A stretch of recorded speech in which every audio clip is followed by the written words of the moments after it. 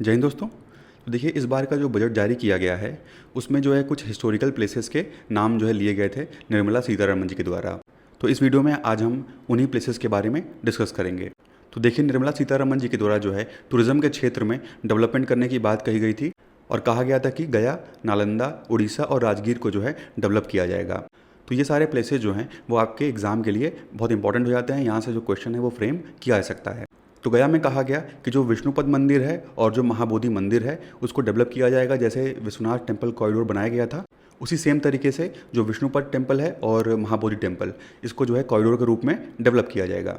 इसके अलावा राजगीर के लिए कहा गया था कि राजगीर जो है वो बुद्धिज़्म, जैनिज़्म और हिंदू इन तीनों के लिए इंपॉर्टेंट है। तो इसकी भी डेवलपमेंट की बात की गई थी इस बार बजट में। इसके अलावा नालंदा को भी डेवलप करने की बात कही गई थी और उड़ीसा में जो टेम्पल्स हैं, जो वाइल्ड लाइफ सेंचुरी हैं, जो मॉन्यूमेंट्स हैं, उसको भी डेवलप करने की बात कही गई थी। तो चलिए स्टार्ट करते हैं विष्णुपद टेम्पल से। और कहा था कि इसका निर्माण जो है 1790s के आसपास किया गया था और इसको बनवाया था मराठा की रानी थी अहिल्याबाई होलकर ने। ठीक है, अहिल्याबाई होलकर। तो अहिल्याबाई होलकर के द्वारा जो है इस मंदिर का निर्माण करवाया गया था। वहीं जो विश्वनाथ मंदिर है उसको भी रिवाइव अहिल्याबाई होलकर ने ही किया था। तो जो विष्णुपद टेम्पल है, नाम से समझ रहे होंगे, विष्णुपद का मतलब हो गया कि भगवान विष्णु का पद चिन्ह। तो इस मंदिर में भगवान विष्णु का पद चिन्ह प्रेजेंट है और ये मंदिर जो है वो बिहार के गया में प्रेजेंट है। तो देखिए, इसके ऊपर एक स्टोरी है। कहा जाता है कि जो हिंदू का ग्रंथ है गरुड़ पुराण, तो उसके अकॉर्डिंग कहा गया है कि मुक्ति के 4 रास्ते हैं। पहला बताया गया है कि ब्रह्म ज्ञान है, दूसरा है गया में श्राद्ध करना, और तीसरा है अगर कोई कुरुक्षेत्र में निवास करता है, और चौथा है कि अगर किसी की मृत्यु गौशाला में हो जाती है। और इसमें से जो गया है उसको कहा गया है कि ये पितरों के लिए एक मोक्ष तीर्थ का स्थान है। और लोगों का ऐसा मानना भी है कि स्वयं जो भगवान विष्णु हैं वो वहाँ पे पितृदेव के रूप में निवास करते हैं। तो देखिए, कहा जाता है कि जब ब्रह्मा जी सृष्टि की रचना कर रहे थे तो उस टाइम असुर कुल में जो है गयासुर को उन्होंने उत्पन्न किया था। और असुर कुल में जन्म लेने के बाद भी जो गयासुर था वो भगवान विष्णु का बहुत बड़ा भक्त था। तो गयासुर के अंदर ये भावना थी कि उसने जो है असुर कुल में जन्म लिया है, तो इसके कारण लोग उसको जो है कहीं हे दृष्टि से न देखें। इसीलिए वो क्या करता है कि भगवान विष्णु की जो है कड़ी तपस्या करता है। अब उसके बाद उसकी तपस्या से भगवान जो है प्रसन्न हो जाते हैं और उसे वरदान मांगने को बोलते हैं। तो गयासुर कहता है कि भगवान उसके शरीर को इतना ज़्यादा मतलब पवित्र बना दें कि अगर उसको कोई भी देख ले तो उसको मोक्ष की प्राप्ति हो जाए। अब भगवान विष्णु जो है वो इसको वरदान जो है दे देते हैं और वरदान मिलने के बाद जो भी गयासुर को देखता था उसको जो है मोक्ष की प्राप्ति हो जाती थी।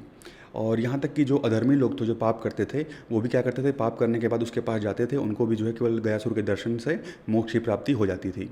तो इससे क्या हुआ, स्वर्गलोक में जो व्यवस्था थी वो अस्त व्यस्त होने लगी। तो उसी के बाद क्या होता है कि जो ब्रह्मा जी हैं वो गयासुर के पास पहुँचते हैं और कहते हैं कि मैं सभी देवी देवताओं के साथ जो है एक यज्ञ करना चाहता हूँ और इसके लिए हमको जो है सबसे ज़्यादा जो पवित्र स्थान है उसकी आवश्यकता है। तो यहाँ पे तो सबसे ज़्यादा पवित्र जो है वो तुम्हारा शरीर है, तो हम तुम्हारे शरीर पे ही एक यज्ञ जो है करना चाहते हैं। अब ये सुनकर जो गयासुर है वो बहुत खुश हो जाता है, तैयार हो जाता है और गयासुर जो है अपना शरीर दान कर देता है यज्ञ के लिए। तो देखिए, उस यज्ञ में ब्रह्मा जी के साथ भगवान विष्णु, भगवान शिव और सभी देवी देवता जो हैं वो आते हैं और उनके शरीर पे ही यज्ञ जो है वो शुरू होता है। तो जब यज्ञ चल रहा था तो उस टाइम जो गयासुर है वो थोड़ा बहुत हिल जा रहा था। तो उसकी वजह से क्या होता है कि जो भगवान विष्णु हैं वो अपना गदा रख देते हैं उसके ऊपर। तो इसीलिए भगवान विष्णु को गदाधर के नाम से भी जानते हैं। उसके बाद जो है यज्ञ संपन्न होता है और गयासुर के इस त्याग को देख करके सभी जो देवी देवता है वो बहुत खुश होते हैं और बोलते हैं वरदान मांगने के लिए। तो गयासुर कहता है कि ठीक है, अगर आप वरदान देना ही चाहते हैं तो ये वरदान हमको दीजिए कि अनंत काल तक इस जगह में हम जो है आप लोगों के साथ वास करें और जो भी यहाँ पे आए श्रद्धालु और वो अपनी श्रद्धा भाव से जो पूजा करेगा तो उसके जो पितर होंगे उनको मोक्ष की प्राप्ति होगी। और साथ ही ये भी वरदान मांगता है कि मेरे ही नाम से ये जगह जो है हमेशा के लिए जाना जाए। तो भगवान जो है उनको ये वरदान जो है वो दे देते हैं और तभी से जो है गया तीर्थ के नाम से ये जो है जाना जाता है। और आज भी विष्णुपद मंदिर के अंदर एक अक्षय वट जो वृक्ष है वो प्रेजेंट है और वहाँ कहा जाता है कि वहाँ पे जो पिंडदान करता है उनके पितरों को मोक्ष की प्राप्ति होती है। तो इसीलिए दोस्तों, गया जो है वो सिर्फ एक बौद्ध धर्म स्थल नहीं है बल्कि हिंदू का भी एक इम्पॉर्टेंट धर्म स्थल है। और इसके अलावा ये एक इम्पॉर्टेंट बौद्ध प्लेस इसलिए भी है क्योंकि बोध गया में ही भगवान बुद्ध को जो निर्वाण है उसकी प्राप्ति हुई थी और निरंजना नदी के किनारे जो है उन्होंने ये ज्ञान प्राप्त किया था। इसके अलावा कहा जाता है कि अशोका जो है वो अपनी धम्म यात्रा पर जब निकला था तो वो उस टाइम गया जो है विजिट किया था। इसके अलावा जो समुद्रगुप्त हैं, समुद्रगुप्त ने मोनेस्ट्री जो है डेवलप किया था यहाँ पे गया में, क्योंकि एक श्रीलंका के राजा थे महामेघवर्मन। तो महामेघवर्मन ने रिक्वेस्ट किया था समुद्रगुप्त से कि यहाँ पे हमको एक मोनेस्ट्री बनाने की परमिशन दे दीजिए। और महामेघवर्मन ने समुद्रगुप्त को बुलाया था अनुकंपवन नाम से। ठीक है, याद रखिएगा, अनुकंपवन।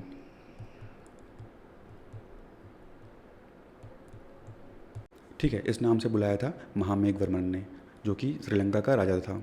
तो समुद्रगुप्त ने जो है परमिशन दी थी यहाँ पे एक मोनेस्ट्री बनाने के लिए। और महाबोधि टेम्पल जो है वो कहा था कि पोस्ट गुप्ता टाइम पीरियड में बना था। ठीक है, पोस्ट गुप्ता यानी लगभग जो है 6th सेंचुरी के आसपास इसको जो है बनाया गया था। और इसकी खासियत ये है कि ये जो है ब्रिक आर्ट का यूज़ किया गया है यहाँ पे, यानी इस मंदिर को बनाने के लिए ब्रिक्स का यूज़ किया गया है। नॉर्मली आप देखेंगे तो स्टोन्स का यूज़ पहले किया जाता था टेम्पल्स में, उस टाइम जो स्टोन्स यूज़ किया था, लेकिन इसकी क्वालिटी ये है कि इस टेम्पल में ब्रिक का यूज़ किया गया है। और जो टेम्पल है वो लगभग 50 मीटर्स ऊंचा है, यानी जो उसका सैंक्टम सैंक्टोरम है, जो गर्भगृह है, वो लगभग 50 मीटर ऊंचा है। और यहाँ पे एक जो है बोधि ट्री प्रेजेंट है। और इसके अलावा कहा जाता है कि यहाँ पे बुद्धा से रिलेटेड 6 सैक्रेड साइट्स भी प्रेजेंट हैं। तो इन सबको जो है एक कॉरिडोर में डेवलप किया जाएगा। देखिए, जो बोधि ट्री है उसके बारे में कहा जाता है कि जो अशोका की वाइफ थी करुवती, नाम था करुवती, तो इनके द्वारा जो है जो बोधि ट्री है उसको कटवाने का जो है प्रयास किया गया था। वहीं एक बंगाल के राजा थे शशांक। ठीक है, शशांक राजा थे और कहा जाता है कि इन्होंने जो है बोधि ट्री को काट दिया था। इसके अलावा आप देखेंगे तो जो हुंस थे उनके द्वारा भी गया में आक्रमण किया गया था और गया को पूरी तरीके से डिस्ट्रॉय कर दिया गया था। और जो महाबोधि टेम्पल कॉम्प्लेक्स है उसको यूनेस्को का वर्ल्ड हेरिटेज साइट का दर्जा प्राप्त है। और 2002 में इसको यूनेस्को वर्ल्ड हेरिटेज साइट जो है डिक्लेयर किया गया था। इसके अलावा बिहार के औरंगाबाद में आप देखेंगे तो एक दक्षिणारा टेम्पल प्रेजेंट है, जिसको कहा जाता है कि ये बिहार का सन टेम्पल है। और इसको बनवाया था काकतीय डायनेस्टी ने। ठीक है, काकतीय डायनेस्टी के द्वारा जो है ये बनवाया गया था और लगभग 13 सेंचुरी के आसपास जो है इसका निर्माण किया गया था। और किसने बनवाया था? तो याद रखिएगा, प्रताप रुद्र। प्रताप रुद्र। तो प्रताप रुद्र जो हैं ये काकतीय डायनेस्टी के रूलर थे और ये टेम्पल जो है वो बिहार के औरंगाबाद में प्रेजेंट है। तो नेक्स्ट हम बात करते हैं राजगीर की। तो देखिए, राजगीर का रिलीजियस सिग्निफिकेंस जैन, बौद्ध और हिंदू तीनों के लिए है। बौद्ध के लिए क्यों है? क्योंकि आप जानते हैं कि पहले जो हरेंक वंश था उसके रूलर थे अजातशत्रु और बिंबिसार, और ये दोनों जो हैं वो बुद्धा के शिष्य थे, बुद्धा के डिसिपल थे। तो इसीलिए राजगीर जो है वो बुद्धिज़्म के लिए इंपॉर्टेंट है। इसके बाद जो जैन हैं आप देखेंगे तो 20वें तीर्थंकर थे मुनीसुवर्त। ठीक है, ये 20वें तीर्थंकर थे जैनिज़्म के और इनका एक टेम्पल जो है वो राजगीर में प्रेजेंट है।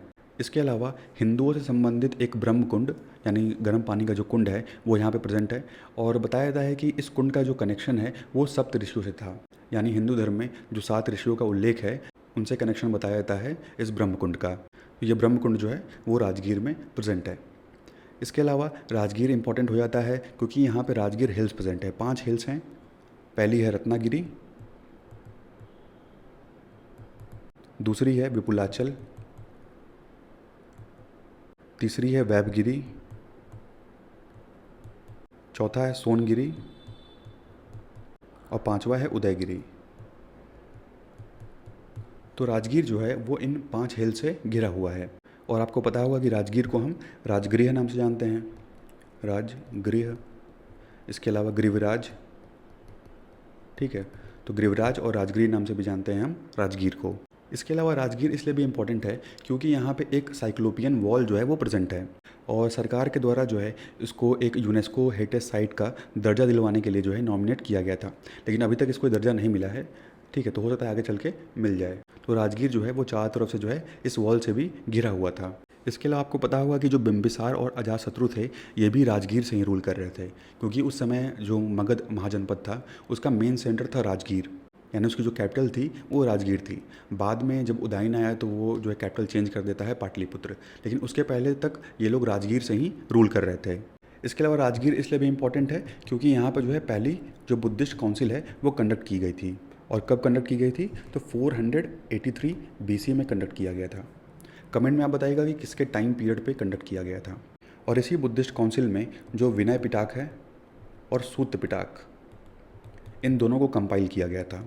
और इतिहासकारों का मानना यह है कि जो राजगीर है वो इसलिए भी इम्पोर्टेंट है क्योंकि कहा जाता है कि राजगीर पे कभी किसी ने अटैक नहीं किया।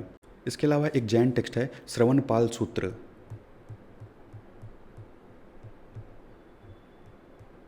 ठीक है, श्रवणपाल सूत्र।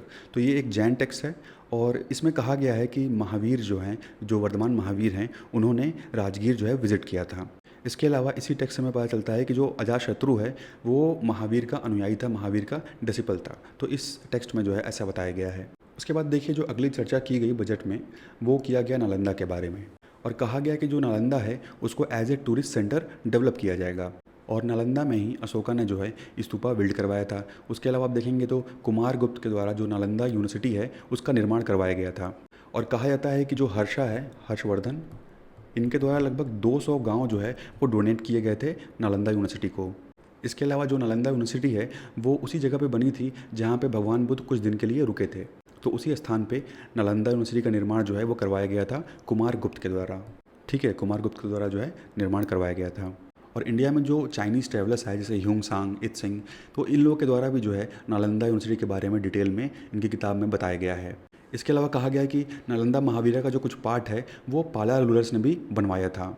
और लगभग 13 सेंचुरी तक जो है ये बहुत ज़्यादा फ्लरिश किया। और बाद में चल के इसको जो बख्तियार खिलजी था उसने डिस्ट्रॉय कर दिया। और नालंदा महावीरा की जो डिस्कवरी है वो हुई 1812 में। और किसके द्वारा किया गया? तो फ्रांसिस बुचमैन। ठीक है, फ्रांसिस बुचमैन ने जो है 1812 में डिस्कवर किया था नालंदा यूनिवर्सिटी को। इसके अलावा ये जो है ये यूनेस्को की वर्ल्ड हेरिटेज साइट है और 2016 में इसको ये दर्जा प्राप्त हुआ था। और अभी आपने सुना होगा कि इस यूनिवर्सिटी को जो है रिवाइव कर दिया गया है और इसमें जो है कई कंट्रीज़ ने जो है हेल्प किया है। तो देखिए 8th सेंचुरी से लेके 10th सेंचुरी के बीच में क्या हुआ कि जो पाला रूलर्स थे इनके द्वारा जो है 5 महावीरास बनवाए गए। ठीक है, 5 महावीरास बनवाए गए। पहला है जगदला, दूसरा है ओदंतपुरी, तीसरा है सोमपुरी, चौथा है विक्रमशिला और पांचवा है नालंदा। तो पाला रूलर्स जो थे वो बुद्धिज़्म के फॉलोअर्स थे। इसके बाद दोस्तों नेक्स्ट जो है बजट में बात किया गया था उड़ीसा के बारे में और कहा गया था कि उड़ीसा को जो है as a tourism destination develop किया जाएगा। तो एक बार आप क्या करिएगा, चूँकि जो उड़ीसा में जो नेशनल पार्क्स प्रेजेंट हैं, जो वाइल्ड लाइफ सेंचुरीज़ हैं, इनको एक बार देख लीजिएगा। तो देखिए उड़ीसा का पुराना नाम क्या है? कलिंग। ठीक है, इसका पुराना नाम था कलिंग। और यहाँ पे किसका रूल था? छेदी डायनेस्टी का। ठीक है, छेदी डायनेस्टी जो है वो यहाँ पे रूल कर रही थी। और इसका एक इम्पॉर्टेंट किंग है जिसको आप सब लोग जानते होंगे, खारवेल। और इन्हीं का है हाथी गुम्फा इंस्क्रिप्शन। ठीक है, हाथी गुम्फा इंस्क्रिप्शन जो है वो किंग खारवेल से बिलोंग करता है। तो देखिए जो खारवेल राजा थे 1st सेंचुरी BC के आसपास क्या हुआ कि जब मतलब जो अशोका था उसकी मृत्यु हो गई तो उसके बाद जो है इनके द्वारा जो केव्स वगैरह हैं यहाँ पे उसका निर्माण करवाया गया। ठीक है, तो ये सारी केव्स जो हैं वो पुरी में बनवाई गई। और आपने नाम सुना होगा उदयगिरी केव्स, उदयगिरी और खंडगिरी। ठीक है, यहाँ देखिए इमेज में उदयगिरी केव्स और खंडगिरी केव्स का जो निर्माण है वो इन्हीं के द्वारा करवाया गया, जो कलिंग के राजा थे खारवेल। और यहाँ पर लगभग 30 से ज़्यादा जो केव्स हैं वो प्रेजेंट हैं और ये सभी एक एग्जाम्पल हैं रॉक कट आर्किटेक्चर का। और ये जो केव्स हैं वो बनवाया गया था जो जैन मॉन्क्स हैं उनके लिए, यानी एक तरह से जो विहारा के रूप में जो है इसको बनवाया गया था। ठीक है, तो जो हाथी गुम्फा इंस्क्रिप्शन है वो उदयगिरी और खंडगिरी केव्स में ही प्रेजेंट है। इसके अलावा जो उड़ीसा है वो बुद्धिस्ट मोनूमेंट्स के लिए भी जाना जाता है, क्योंकि जो अशोका का रॉक एडिक्ट है धौली और जगोड़ा का, इसको हम तोशाली एडिक्ट्स भी बोलते हैं। ठीक है, तोशाली एडिक्ट्स, तो ये जो है अशोका के द्वारा लिखवाया गया था। इसके अलावा एक एलिफेंट का स्ट्रक्चर भी यहाँ पे प्रेजेंट है। और आपको पता होगा कि कलिंग युद्ध के बाद ही अशोका जो है वो बुद्धिज़्म का फॉलोअर बन गया था। तो देखिए यहाँ पर जो उदयगिरी हिल्स प्रेजेंट है यहाँ पे आपको कई विहारास देखने को मिलेंगे, जैसे पुष्पगिरी विहार प्रेजेंट है, ललितागिरी विहार है और रत्नागिरी विहार प्रेजेंट है। तो ये सभी जो हैं वो बुद्धिस्ट लर्निंग सेंटर जो है उस टाइम हुआ करते थे। उसके बाद नेक्स्ट जो है बजट में बात किया गया था उड़ीसा के टेम्पल्स के बारे में।